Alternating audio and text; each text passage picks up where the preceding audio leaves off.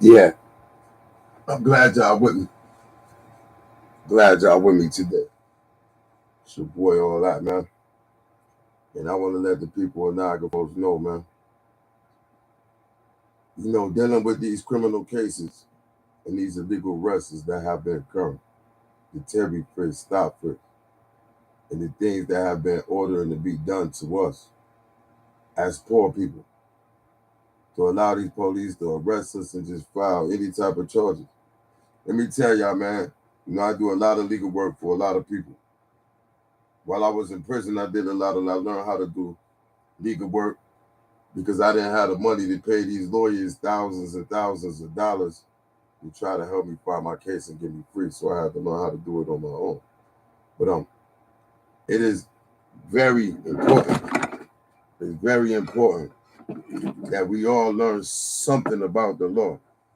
You don't have to be a lawyer, but it is prevalent and important that you be able to know what your lawyer is supposed to do. We get comfortable. I got a friend. My boy, matter of fact, if you don't mind me saying his name, my boy Joe Shin told me at one time he got so comfortable that he felt just like being able to have the money to pay the lawyers is all you needed and you could be comfortable. You could pay these lawyers, but that's not what it really is. The lawyers, they get all of the paperwork and don't give you nothing. Make the decisions, even though they coerce you into the decision using psychology to influence you and manipulate you to make the decision that they want you to make. 9 out of 10 times, which is to plead guilty. They don't give you no information. They don't give you nothing. But you give them the money and you take the advice that they give you. So now this is what I'm telling the people here because I see this so much here. Whereas in Niagara Falls, the police file criminal charges. Let's say, for instance, they charge an individual with being in possession of a controlled substance. So let's say they found you, they stopped you in the car, they pulled you over, they searched your car, and they find crack cocaine in the car. They did this to a couple individuals here. Instead of identifying in the complaint that they are charging this individual with a controlled substance, which is known to be crack cocaine, they write in the complaint specifically that they charging them with being in possession of a controlled substance. That makes the complaint defective because it's not telling you what I possess, what drug. You say controlled substance. How many type of controlled substances do they have? What is labeled as controlled substance? So the whole thing about the police filing the complaint is to give the person who's being charged notice of what they're being charged with so that they can prepare and present a defense. So for instance, they filing their charges that you were in possession with a controlled substance. You could say, hey, I didn't have no control. This is not a controlled substance. Once you are know, oh, you are in possession of a controlled substance, crack cocaine, and they have marijuana, you can show that the charges controlled substance is false or not accurate because this is marijuana and not any controlled substance. So they have to identify, and they don't be doing that here in Niagara Falls. The lawyers here in Niagara Falls say this is how they do in Niagara Falls, and they allow these things to happen. They allow these things to continue and make you have to face the charges, knowing that at the end of the day, once they gain jurisdiction in front of you, whether through indictment or the criminal charges, they're not releasing those. They're not releasing that power because now they have you as a slave. You see, once the complaint is filed, the judge, once you arraign, the judge has power over the case. You become what you call property of the court, and the court has jurisdiction. The court order you to be held in the county jails or Rikers Island or whatever through a mandate. So the court has power over you once those papers are filed, a felony complaint or an indictment or whatever. So now they mandate you. They file their stay papers, which is called a mandate, to have you held until the completion of the trial. But if these complaints that give this court the power to make mandates for you to be held in custody or released on bail and held to face them again, if these papers are inadequate or based on false information or not accurate as described in the Constitution and the procedures, the CPLs, and the other statutes anywhere else in any other state that don't use CPLs. If those regulations and statutes are defined and these people are not following them, how are they making us face these charges? How is the judges?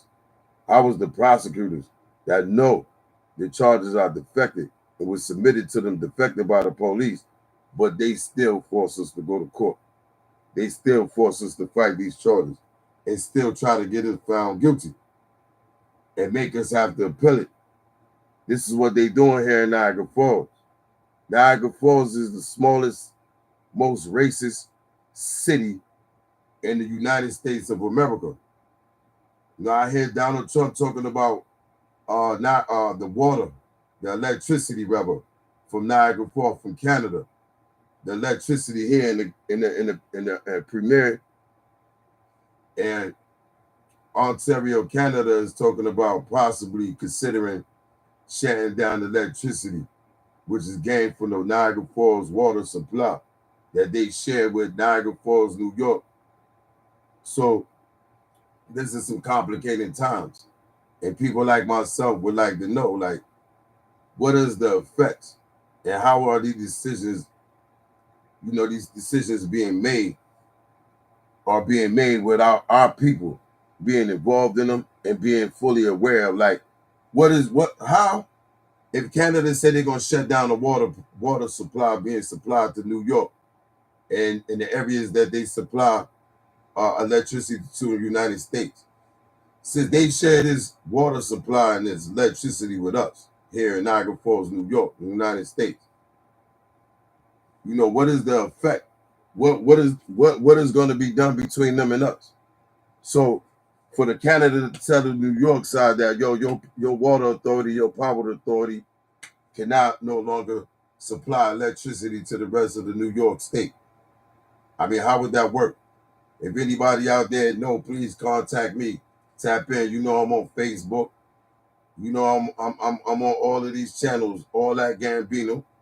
You can hit me at my Gmail, the real Allthat 71 at gmail.com, or the Center for Equal Justice.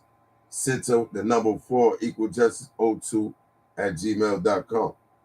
I know a lot of people need help, and I'm here and I've been helping y'all as much as I can. And I'm trying to get help as well to be able to make my Reform Nation reentry program and my Reform Nation paralegal services even more relevant with more people. I need you people out there to tap in and help me. I can't do it by myself. It's like I'm the only one standing up against this city. I'm the only one. Well, I'm not the only one, excuse me, man, because I must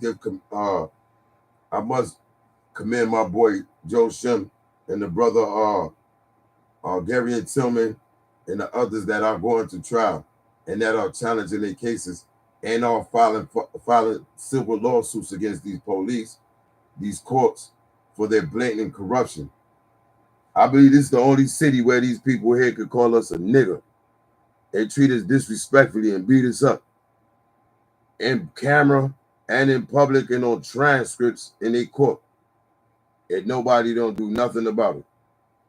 Everybody in the world can see these transcripts. All of the lawyers, all of the judges in the federal court, and they all make excuses to talk about the district attorney lies, the judges' lies, and disrespect and violation of the Constitution is a strategy that we have to take to the appellate court. But these appellate justices is the same judges, brothers and sisters and friends to these county and city courts, judges that we are appealing decisions. So, they play the politics and get each other in there. And then when you have an issue with them, when you have an issue with one of them, they don't want to fix it because it's politics. They don't want nobody to sue the city, the county, or the state, or the attorneys for malpractice and breach of duty. Yo, this is an introduction. We're going to get y'all more podcasting, more. I was going live for a while, but I had to shut it down. So now I'm back, just testing it out. And we're going to be real professional with this, man. I love my people out there, all of y'all, all my family everywhere. Syracuse, my mama, my sister, My nephew, man, yeah, you know, my sisters in Texas, man. You know, Keisha and all of my family in Texas, my nieces and nephews out there. You know, I love y'all, man. You know, my boy, dark skinned Jermaine out there in Texas, man, that First Amendment podcast. I'm still with you, you know. And all of the rest of the people that's tapping in, my Uncle Eddie, Miami, Florida, man, Outturn Records, Outturn Link, my cousin Zena in Queens, my cousin Stretch, man, I love all of y'all. So this is the beginning. I'm just testing this out for y'all. And we'll go live shortly. But the correct this system, man. Stop the Terry, stop frisk.